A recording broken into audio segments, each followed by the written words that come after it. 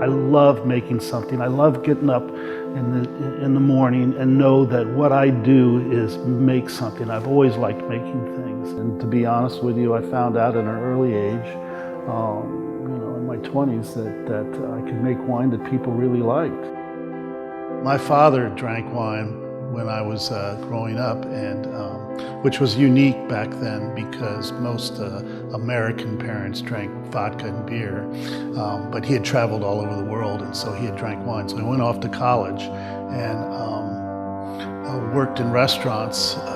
Nobody knew anything about wine, so the bartender, when he found out that I knew at least what a Beaujolais was, that he said, well, you write the wine list. And from there, I started dealing with wine as a profession, as a psalm, and then later on as a salesperson and a wine buyer and so forth, and then got into production from there and found out that this was my niche, that I was better at the craft of winemaking than I was at anything else.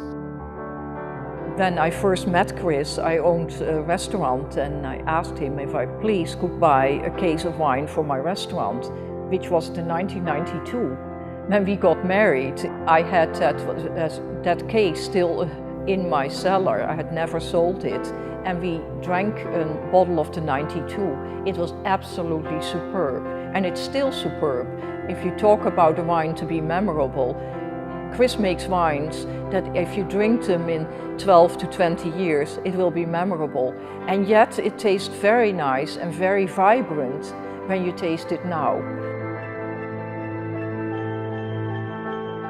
One thing I tell people is, I tell chefs and winemakers alike, is never forget about delicious.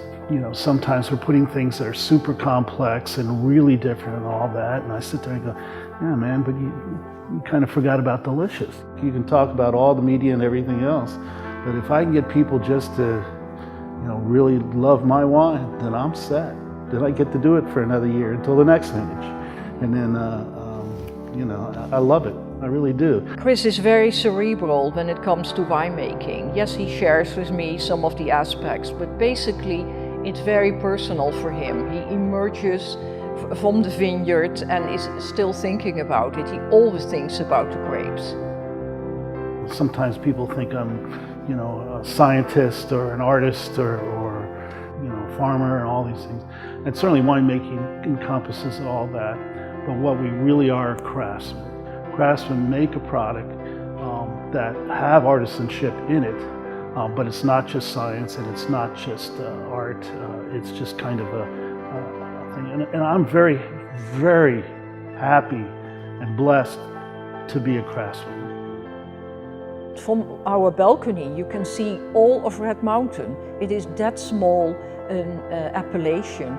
And it is that special an appellation. Only you see that in Europe, maybe in Burgundy, where plots are that small. It's a terroir-focused vineyard, and this vineyard is uniquely situated in the southern tip on a plateau in Washington State that really separates us from everything else in Red Mountain.